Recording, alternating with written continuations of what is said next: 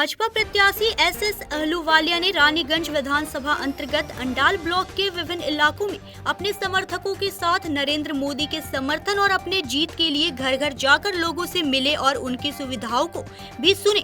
ऐसे ही आज भाजपा प्रत्याशी एसएस अहलूवालिया ने मदनपुर पंचायत के +1 में अपने समर्थन में चुनाव प्रचार किया और घर घर जाकर लोगों से मिले और अपने समर्थन में वोट देने के लिए आग्रह किया।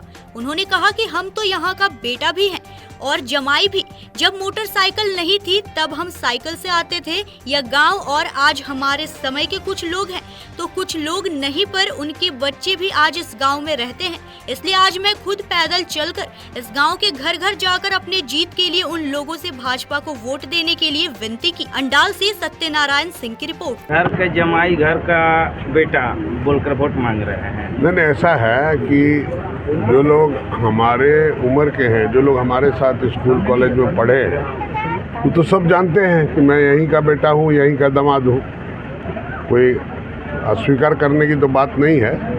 वोट तब मांग रहा हूँ कि जो नई पीढ़ी है उनको भी पता लगना चाहिए ना कि आज आए हैं, गांव में आए हैं। वैसे तो गांव में जब मैं आता था तब तो स्कूटर नहीं था ना, तो साइकिल पर आता था।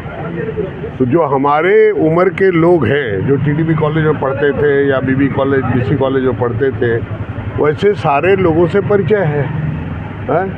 तो कुछ तो चले गए, स्वर्ग सिधार गए, और कुछ लोग हैं अब उनके बेटा बेटी, पोता पोती, धोती सबसे भेंट करना जरूरी ना है, याद दिलाना। उनको दादाजी से या नाना जी से कहानी सुना हुआ है, किंतु उनको चेहरा दिखाकर बताने के लिए हम अभी भी जवान हैं, खट सकते हैं, मेहनत कर सकते हैं, इसी चल रहे हैं, चल के दिखा रहे हैं कि 2 आदमी पकड़ के नहीं चला रहा मेरे को।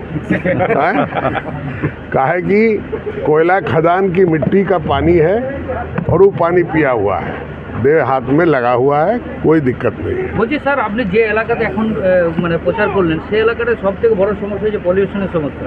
যদি আপনি জিতে আসেন তাহলে এই নিয়ে কি ভাবনা চিন্তা রয়েছে? দেখো, ব্যাপার হচ্ছে যে পলিউশনের সমস্যা কয়লা খনিতে আছে, আর তার সমাধানটা করা ইসিএল এর কাজ। কয়লা খনির মালিক যারা আছেন, যা ম্যানেজমেন্ট আছে, তাদের কাজ হচ্ছে যে কি কীভাবে পলিউশন ফ্রি এলাকা বানানো যাবে। তার জন্যে সবচেয়ে বড় জিনিস দরকার যেটা হয় যে বেশি থেকে বেশি গাছ লাগানো। সে আমি দেখছি যে কি যেখানে অ্যাবান্ডান কোলেরিগুলো আছে সেখানে তারা গাছ লাগায়নি। তারপরে এই হরিশপুর গ্রামে গেলাম, দেখলাম যে ধস পড়েছে আর বাড়িগুলো ধসে গেছে, কিন্তু এখন পর্যন্ত কোনো কয়লা খনির অর্গানাইজেশন বা ম্যানেজমেন্ট থেকে কোনো সার্ভে করে তাকে কম্পেনসেট করে বা ভবিষ্যতে যাতে ওখানে রাস্তাটাও টেরা হয়ে গেছে, তো সেটা যদি না করে নাই, তো আমি ওই গ্রামবাসীদেরকে বললাম আমি দেখে গেলাম।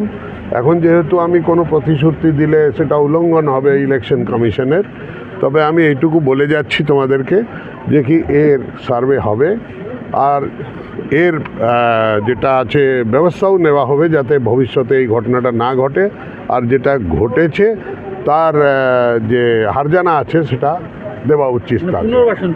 और एक बात प्रचार में बोले राम मंदिर हुआ है, श्री कृष्ण मंदिर होगा। ना, ये तो हम लोग सब बात बोल रहे हैं, আমরা তো বলছি যে এত বছর ধরে 5 বছর ধরে 505 বছর ধরে সেই মন্দির থেকে আমরা বিচ্যুত ছিলাম, ওখানে পূজা দিতে পারি নাই।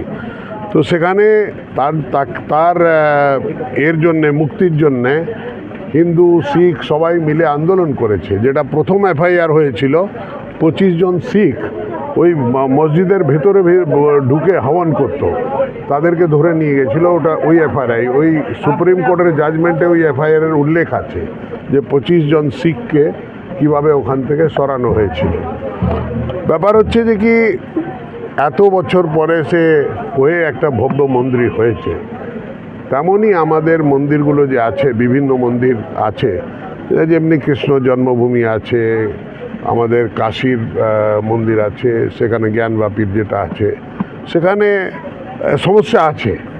সেই সমস্যাগুলো সমাধান করে যাতে যে ধর্মের সঙ্গে সমস্যা আছে তারাও একটা স্থান পাক, ভালো, যাতে কি টেনশন ফ্রি হয়ে তারা নিজের ইবাদত করুক। আর আমাদের যে স্থান আছে সেই স্থানটা আমরা ফিরে ভালোভাবে ভব্য মন্দির নির্মাণ করতে পারি, যাতে কি ওখানে আমরাও নিশ্চিন্ত হয়ে বিনা টেনশনে পূজা পদ্ধতি করতে পারি। এটাই হচ্ছে স্বপ্ন মানুষের। এখানে সনাতন ধর্মের রক্ষা করার জন্যে লোকের নিজের নিজের ডিমান্ড আছে। তো প্রত্যেকের মানুষের পেটে খিদে আছে, কিন্তু তার সঙ্গে পেটের খিদের সঙ্গে সঙ্গে কিছু লোকের চোখের খিদে থাকে, সিনেমা দেখতে চায়। কানে কানে খিদে আছে, যেটা কি বাজে আজে মাঝে প্রেমের গল্প গান শুনতে চায়। আর কিন্তু সবচেয়ে বড় খিদে আছে নিজের আত্মার। আত্মার খিদেটা হচ্ছে সে নিজের ধর্মের রক্ষার, ধর্ম পালন করার জন্যে সৎ পথে চলে ঠাকুরের শ্রীচরণের রোজ আরাধনা করতে চায়। তো তার জন্য পবিত্র স্থান থাকা দরকার। ধন্যবাদ।